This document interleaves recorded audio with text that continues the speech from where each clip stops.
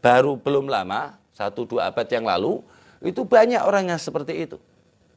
Tenggelam di dalam kenikmatan makrifat Allah Subhanahu wa taala. Di antara mereka adalah guru daripada Al-Habib Ali Al-Habsyi. Ya, Habib Ali Kuitang di antaranya gurunya, yaitu Al-Habib Abdullah bin Umar bin Yahya.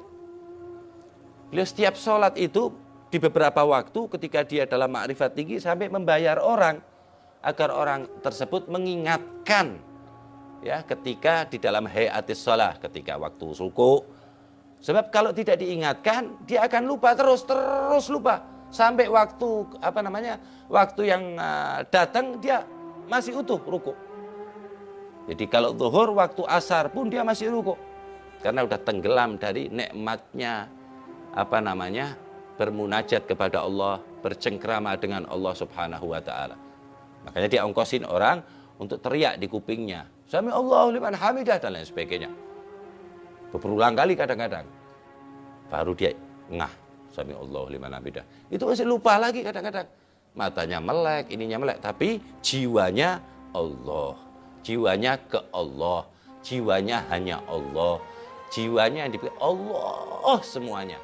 Orang-orang tersebutlah orang-orang yang disucikan oleh Allah Subhanahu wa taala. Bukan disucikan orangnya doang.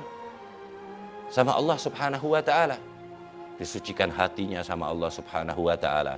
Disucikan matanya oleh Allah Subhanahu wa taala. Disucikan ilmunya sama Allah Subhanahu wa taala. Jadi yang menerima ilmu dari beliau, orang-orang tersebut itu bermanfaat dan langsung mendapatkan rahasia-rahasia dari Allah, baik orang tersebut merasa ataupun tidak merasa. Itu seperti Al-Habib Abdullah bin Ali Al-Haddad, Sahibul Ratib Al-Habib Umar bin Abdurrahman Al-Attas, dan lain sebagainya daripada pembesar-pembesar salaf kita.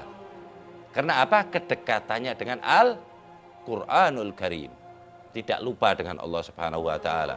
Ada lagi seorang imam besar ya, 6 abad yang lalu ya, Sayyidina Muhammad bin Hasan Jamalul Lail.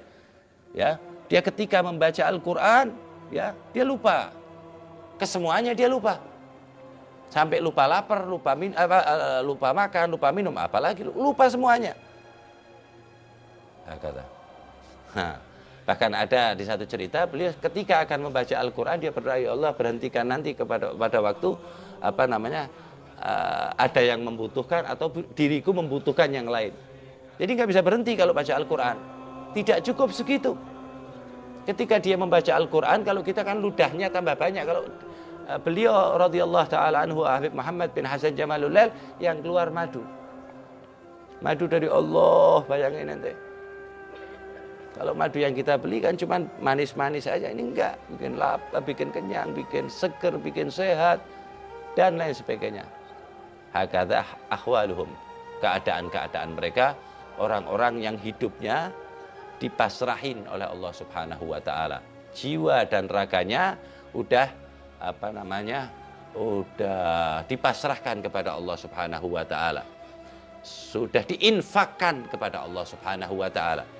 Seperti yang Allah firmankan, mereka itu innallaha ashtara minal mu'minina anfusahum wa amwalahum bi anna lahumul jannah.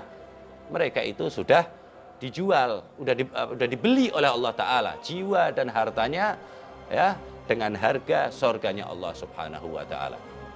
Kadang mereka pun masih meminta kepada Allah Subhanahu wa taala, ya Allah, jangan surga ya Allah. Hakata. Ya. Kenapa kok dia masih nganyang gitu ya kepada Allah? Karena dekatnya dengan Allah, seringnya bercengkrama dengan Allah, seringnya munajat, dekatnya dengan Allah. Kalau kita yang begitu, kita itu qalil adab, kurang ajar. Tapi kalau mereka, dia tahu diri. Dia ngomong, ya Allah, demi Allah saya lebih, kalau di surga ini nggak ketemu Rasul sallallahu alaihi wasallam, ya di surga saya nggak merasa, padahal kan belum pernah ke surga. Tapi keyakinannya melebihi orang-orang yang sudah masuk surga. Bisa jadi nggak bisa, mereka akan umat Nabi Muhammad sallallahu alaihi wasallam.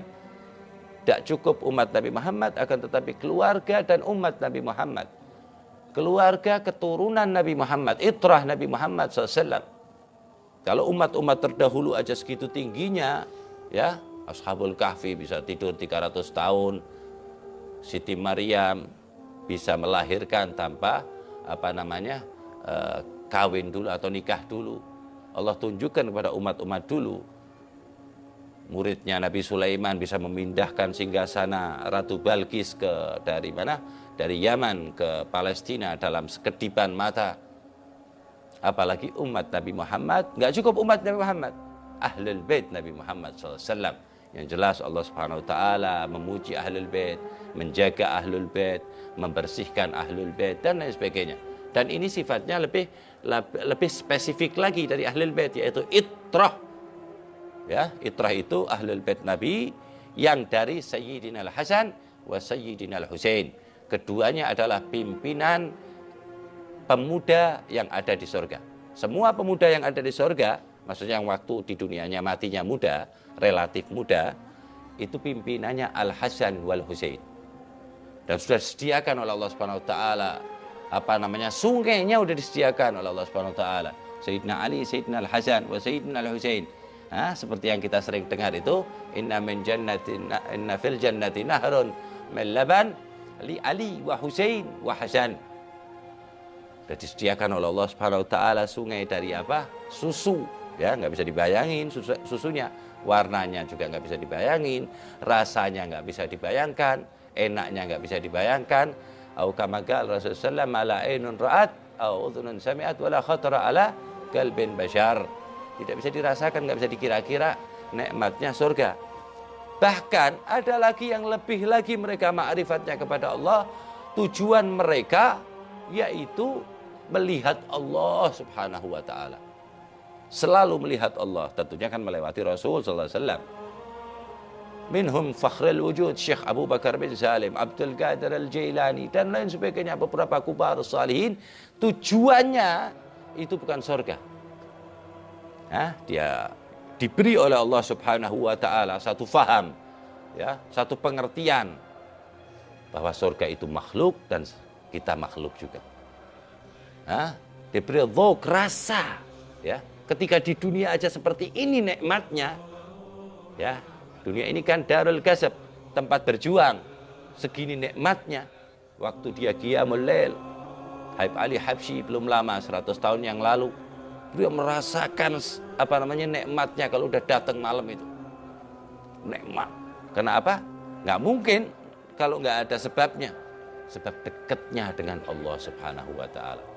Seakan-akan ngajak ngomong, seakan-akan dijawab oleh Allah dan lain sebagainya karena ketinggian ma'rifatnya. Ya, itu semua tadi ya larinya karena ingat Allah, nggak pernah lupa kepada Allah. Syekh Abdul Qadir Jailani juga bilang begitu. Dunia ini untuk diriku, akhirat untuk hatiku, adapun rohku untuk Allah. Inginnya melihat Allah. Itu paling tinggi, nikmat yang paling tinggi di surga adalah melihat Allah. Nazar ila wajhil karim. Ya, melihat Allah Subhanahu Wa Taala yang maha mulia. Wa jiwar sayyidil mursalin. Juga yang paling nikmat di surga adalah dekatnya dengan Nabi Muhammad sallallahu alaihi wa ala alihi wa sahbihi wasallam. Itulah mereka salihin. Ya. Contoh-contoh dari keberkahan mereka sampai sekarang ini, bacaan yang kita baca semuanya itu yang mereka baca. Kalau dibaca orang-orang yang nggak soleh 100 tahun pedot sudah nggak ada lagi yang baca, nggak ada yang mau dengar. Kata Ratib sudah 400 tahun dibaca, tambah ramai. Maulid baru 100 tahun, seluruh dunia baca maulidnya Habib Ali Habsyi. Bahkan sekarang yang masih hidup, guru mulia kita, udah dibaca seluruh dunia maulidnya.